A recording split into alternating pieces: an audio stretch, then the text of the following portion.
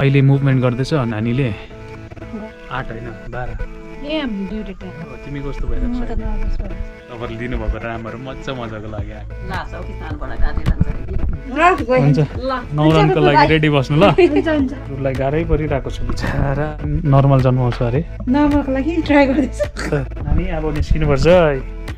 36 37 38 ल आजको वेदर यस्तो भइरहेको छ हेर्नु न बादलहरू क्या मजाले बसिरहेको छ अनि भित्र आमा काम गर्दा गर्दै पापासँग बात गर्दै हुनुहुन्छ मेरो बुढी चाहिँ यहाँ बसिरहेको छ सो हेलो नमस्ते सबैलाई once again welcome back to Saga vlogs आज 7 तारिक हो जुन 7 तारिक भोलि 8 तारिक हामी हस्पिटल एडमिट हुन जाने मेरो बुढी यहाँ बसिरहेको छ कस्तो छ ठिकै छ अहिले ठिकै छु अलि कस्तो भइरहेको छ दुख्दैछ नि दुख्दैछ त्यस्तो पाटा दुख्दैछ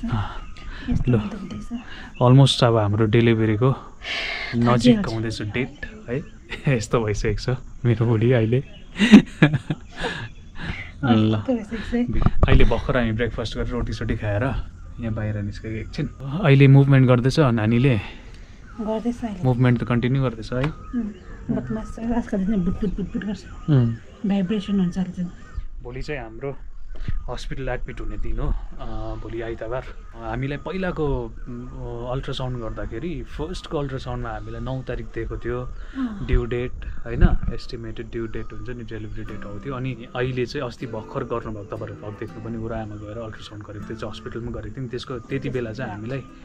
त्यसको रिपोर्टमा चाहिँ हामीलाई 8 होइन 12 ड्यु डेट 12 तारिक दिएको छ हस्पिटल एडमिट चाहिँ 8 तारिक हुनु भनेको थियो हो अनि बिचमा एकदम म त अलिक नर्भस भइरहेको थियो तिमी कस्तो भइरहेको छ जति नजिक आयो अलिअलि उयो हुँदैछ है फेरि होइन म चाहिँ कस्तो खालको नर्भस भन्दा चाहिँ अब बाइचान्स 8 तारिकभन्दा अगाडि नै अहिले पनि म आजदेखिको भोलि बिहानसम्म पनि मलाई अलिकति उयो नै हुन्छ अब रातिको टाइममा उसलाई पेनहरू आयो लेबर पेनहरू आयो होइन बेथा लाग्यो भने त के गर्नुहुन्छ भनेर चाहिँ कसो गर्नुपर्ने भनेर चाहिँ मलाई अलिकति उयो लागिरहेको छ अहिले पनि स्टिल त्यो डाउट लाग्छ हो अहिले पनि डर लागिरहेको छ अहिले पनि अलिकति नर्भसै छु म मोटामोटी हामी नजिक आइपुगेको छौँ भोलि हामीलाई ठिक्कै हस्पिटल एडमिट बोलाएको छ त्यसपछि हुन्छ होला फर्दर होइन के गर्नुपर्ने अझै उसको त्यहाँ हस्पिटलमै एडमिट भएको बेलामा पनि सायद उनीहरूले अल्ट्रासाउन्ड गरेर हेर्छ होला है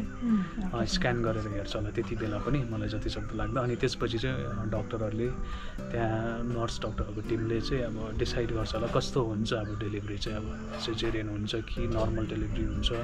स्टिल हाम्रो नानी चाहिँ पेटमा मजाले मुभ गरिरहेको अहिले अन्त हामी चाहिँ लागेको थियो 8 तारिकभन्दा 4-5 दिन अगाडि नै मुभमेन्ट गर्नु बन्द भयो भने चाहिँ हामीलाई के हुन्छ त्यहाँबाट त हस्पिटल पुरै हाल्नुपर्छ किनभने लास्टको टाइमिङमा चाहिँ नानी ओह्रालो हुँदै जाँदो रहेछ सो त्यो सिचुएसनमा चाहिँ हस्पिटल कुदै हाल्नुपर्ने खालको अवस्था हुँदो रहेछ त्यति बेला चाहिँ तर के भयो हाम्रो चाहिँ स्टिल अब भोलि छ हाम्रो हस्पिटल एडमिट अहिले पनि मुभमेन्ट गरिरहेको छ त्यो हुँदा चाहिँ अलिकति रिल्याक्सै छु नत्र चाहिँ मलाई एक प्रकारको डर लागिरहेको थियो अब राति उँधोतिर होइन बेता लागिहाल्यो भने चाहिँ कसरी कुदाउनु पर्ने के गर्नुपर्ने हुन त यहाँ नजिकमै छौँ हामी टाउनदेखिको नजिकमै हो यहाँदेखि हार्डली 1-1.5 किलोमिटर पर हो तर अब भनेको बेलामा गाडीहरू पाउनु पऱ्यो अहिले जाम छ त्यत्तिकै ट्राफिक त्यस्तो घिनलाग्दो जाम हुन्छ हाम्रो दार्जिलिङमा अहिले सिजनको बेलामा अहिले जुन फर्स्ट विक हो आज 7 तारिक मैले तपाईँलाई अघि भनिहालेँ होइन दामी नै छ अहिले वेदर मजाको छ हेर्नुहोस् न पानी परेको छैन हो यस्तो खालको वेदरले गर्दाखेरि चाहिँ मजाले टुरिस्टहरू आइरहेको छ सिजन दामी लागिरहेको छ त्यो हुँदाखेरि चाहिँ हामीलाई गाडीको समस्या हुन्छ भन्ने भयो अनि भोलिको लागि त हामीले भोलि दिउँसो एडमिट हुन जान्छौँ अनि त्यति बेलाको लागि त हामीले मिलाइसकेको छौँ तर अब आज भरे बेलुकातिर पनि उसलाई अलिकति केही भयो भने गाह्रो पऱ्यो भने चाहिँ फेरि कुदिहाल्नुपर्छ भने राति उँधोतिर चाहिँ अलिक समस्या हुन्छ होला भनेर मलाई स्टिल डाउटमै छु अलिकति डर लागिरहेको छ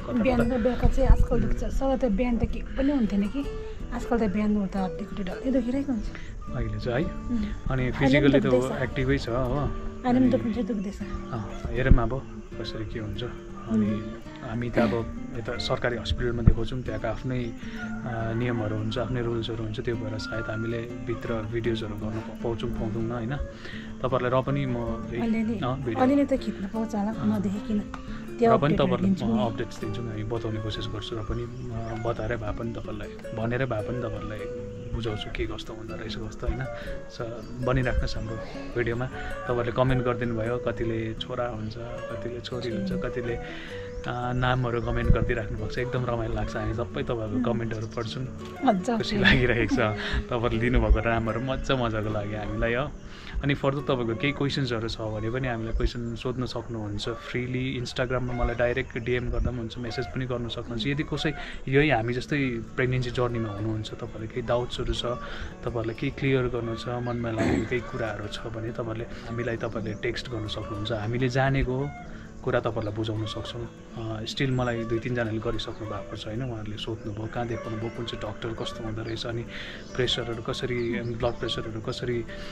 मेन्टेन गर्नु भइरहेको छ त्यो कुराहरू होइन त्यस्तोहरू तपाईँहरूले सोधिराख्नु भएको छ हामीलाई पनि खुसी लाग्छ तपाईँहरूले हाम्रो भिडियो हेरेर हामीलाई कन्ट्याक्ट गर्नुहुन्छ अनि हामी पनि तपाईँहरूलाई कतिवटा इन्फर्मेसन दिनु पाउँदा कतिवटा जानकारी साझा गर्नु पाउँदा एकदमै खुसी लाग्छ सो जो जतिले हामीलाई सम्झेर इन्स्टाग्राममा फलो गरिराख्नु भएको छ कुनै पनि माध्यमबाट हामीलाई युट्युबको कमेन्टबाट होइन फेसबुकतिरबाट तपाईँहरूले हामीसँग कन्ट्याक्ट गरिदिइराख्नु भएको छ तपाईँहरूको विसेसहरू दिइराख्नु भएको छ तपाईँहरूको फिडब्याक्सहरू पनि लेखिराख्नु भएको छ त्यसको लागि एकदमै धेरै धेरै धन्यवाद अनि अब चाहिँ हाम्रो एकछिनमा अलिअलि सरसामानहरू छ हो सो त्यो कुराहरू देखाउँछु हामी हस्पिटलमा जाँदा के लाने रहेछौँ अनि उसको आधी सरसामान त उता पर सोनादामा छ अरे है नानीको सरसामानहरू उता दिदीहरूले बहिनीहरूले पनि किनेर राखिदिइराख्नु भएको छ हो त्यो पनि ल्याइदिनुहुन्छ हामीलाई चाहिँ हामीले चाहिँ टक्कै चाहिँदो सामानहरू लिएको छौँ नानीको त्यो पाउडरहरू लोसनहरू के त्यो पनि मगाएको छौँ हामीले मलाई त्यो अहिले तपाईँलाई देखाउँछु डाइपर पनि मगाएको छौँ हो अनि त्यो कुराहरू देखाउँछौँ अनि अब प्याक गर्दाखेरि अझै फर्दर अस्ति हालेको ब्यागमा अलिकति सामानहरू पुगेको छैन त्यो कुराहरू हाल्छौँ अनि हामीले केही छुटेको छ तपाईँहरूकोमा अझै केही सुझावहरू छ भने पनि तपाईँहरूले लेख्न सक्नुहुन्छ हामी पढिरहेको हुन्छौँ तपाईँहरूको सुझाव सल्लाहहरू मेसेजेसहरू तपाईँहरूको कमेन्ट्सहरू चाहिँ तर पढ्न हेप्पी मजा आउँछ मलाई चाहिँ एउटा दिउँसो कमेन्ट्स पढ्ने मात्रै हो उसले अपडेट गरिहाल्छ बिहान बेलुका के आयो हाम्रो नयाँ अपडेट्समा नयाँ अपलोड्समा के आएको छ कमेन्ट्सहरू सबै हेरिहाल्छ उसले अनि छेउको लाइक चाहिँ उसले दबाउँछ उसको अकाउन्टबाट उसले लाइक गरिदिनुहुन्छ सबै तपाईँहरूको कमेन्ट्स अनि म चाहिँ लभ दिन्छु अनि भ्याएको भरमा रिप्लाई दिने कोसिस गर्छु हो त्यो दुईवटा लाइक्स मेरो र तिम्रो है हामी दुईजनाको त्यो दुईवटा लाइक्स सो त्यस्तो हुन्छ अनि भित्र एकदम सानाकसिनिक भइसकेको छ आमा हुनुहुन्छ साथमा ल अलिकति गाह्रो परिरहेको छ यसरी बस्नु त अप्ठ्यारो हुन्छ नि त के जस्तो दुख्छ नि त्यस्तो पाटाहरू अन्त चाहिँ कुसनमै बसेको छु होइन त्यो उयो हार्ड सर्फेसमा बस्नु हुँदैन ल त्यस्तो छ यस्तो भइसक्यो अब आमा भएर जेल हुन्छ कि है त्यसले साह्रो पर्दैछ भित्र आमा पापासँग बात गर्दै हुनुहुन्छ अनि गाउँघरमा पनि मरौ परेर हो बिचरा एकदम गाह्रो परिरहेको छ पापालाई पनि अनि पापाले कक्कुलाई पनि स्याहार सुसार गर्नुपर्ने हुन्छ त्यो भएर सबै खाप परिरहेको छ पर फुपू पनि आँखा अपरेसन गरेर अलिकति जोगिएर बस्नुपर्ने अवस्थामा छ फुपू पनि त्यो भएर लास हो किसानबाट काटेर लान्छ अरे कि त्यही त पापालाई पनि हप्तारो परिरहेको छ कक्कुलाई हेर्नु कि माथि काम गर्नु जानु कि त्यही हाम्रै छिमेकीबाट खस्नु भएको छ बित्नु भएछ हाम्रो छिमेकीबाट ती माथिल्लोपट्टि त्यो भएर त्यही त सबैजना बिसन्छ कक्कु पनि कक्कु पुरा बिमार हुनुहुन्छ पापा हद हुनु हो बनिराख्नुहोस् आजको भिडियोमा तपाईँहरूलाई के कस्तो प्रिपरेसन चलिरहेको छ के कस्तो तयारी गरिरहेको छ त्यो कुराहरू देखाउँछौँ आमाले फेरि कन्टिन्यू काम गर्दै हुनुहुन्छ भयो आमा ल साफसफाइ सानाकसिनिक भइसकेको छ हाम्रो कोठा अनि अब भोलिको लागि अलिकति नर्भस पनि छौँ बस भित्र बस अब बस रेस्ट गर उसलाई हिजो आज चाहिँ अलिकति गाह्रो पर्दैछ है र अब नजिक आएर पनि बिचरा अलिक नर्भस पनि भइरहेको छ ऊ नर्भस छौ डराउन सक्छौ तिमी स्ट्रङ छौ मेरो बुढी स्ट्रङ छ यो हड्डी हुन्छ नि यस्तो हड्डीले यतिको हड्डी दुईपट्टि दुखिरहेको थियो कि जानुपर्छ हौ जस्तो लागेको थियो नि मलाई तिमीलाई बोलाउँदै थिएँ हो हजुर होइन त्यो उयो भएन ल्याउनु के लिएर आउनु नाति कि नातिनी लिएर आउनु अस्ति दिन नाति भनेको छ नाति कि नातिनी ल लिएर आउनु ल गयो हुन्छ नौरानको लागि रेडी बस्नु ल हुन्छ हुन्छ ल फुपू जानुभयो फुपूको हातमा बिचरा पापालाई पैसा नपुगेर समस्या भयो अरे पुरा हुनु पनि कति यो जुन मेमा खालि कति मरौ 10-12वटा परिसक्यो आमा पुसुम्बेङमा 4-5वटा जस्तो पुसुम्बेङमा तुङसुङभरि नै 4-5वटा त्यही माथि अहिले भर्खर हाम्रो घरदेखि माथिल्लोपट्टि छिमेकी बडा पनि बित्नु भएको छ हो उहाँको आज लाने अरे लास अनि एकदम चटारो परिरहेको छ गाह्रै परिरहेको छ अहिले फिलहाल ल त्यो भयो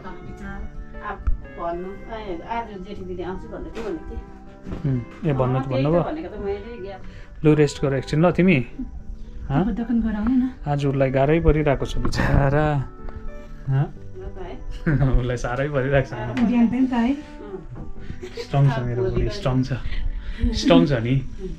होइन के जन्माउँछ अरे नर्मल जन्माउँछ अरे नर्मलको लागि ट्राई गर्दैछु नर्मल जन्माउँछु है म त भनेको छ अब डक्टरहरूले त्यो सिचुएसनमा के डिसिजन लिन्छ हो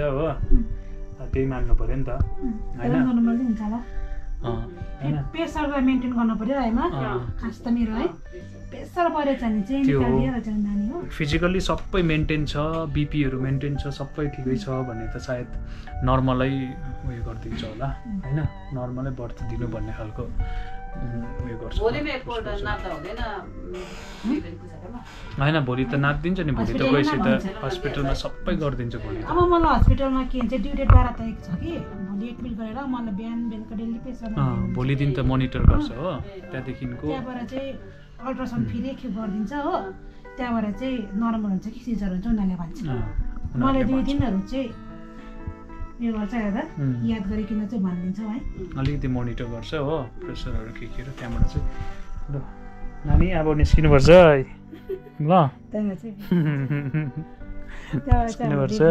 चलिरहन्छ अहिले पनि चल्दैछ है हाम्रो नानी भित्र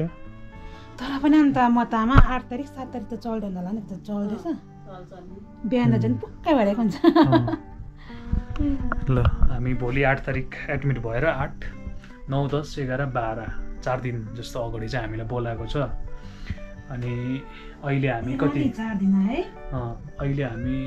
ठक्कै कति महिनामा कति हप्तामा छौँ भने मेडिकल्ली हेर्दाखेरि चाहिँ अहिले हामी 38, 39 हप्ता 39, 40 हप्ताभित्रै छौँ हो त्यस्तो कति थियो हाम्रो हेर ल लास्ट टाइम हाम्रो काउन्ट चाहिँ सिधै यहाँ सेप्टेम्बरबाट आउँदो रहेछ यो पहिलाको हो 24 को 24 यहाँ दिनुहुन्छ काउन्ट 1, 2, 3, 4 5, 6, 7, 8, 9, 10, 11, 12, 35, 36, 37, 38, 39 भोलि 40 हप्ता हो हिसाब त है टक्कै भोलि 8 तारिक हो 40 हप्ता यो 40 हप्ताभित्रमा चाहिँ हुन्छ 39 हप्ता 6 दिनमा रहेछ ठिक्कै 40 हप्ता भएको रहेछ भोलि 40 हप्तामा ठिक्कै हामीलाई एडमिट गराउने रहेछ त्यसपछि भोलि त जानुपर्छ भाइ हस्पिटल भाउजूलाई हो आज बेलुकासम्म सक्छौ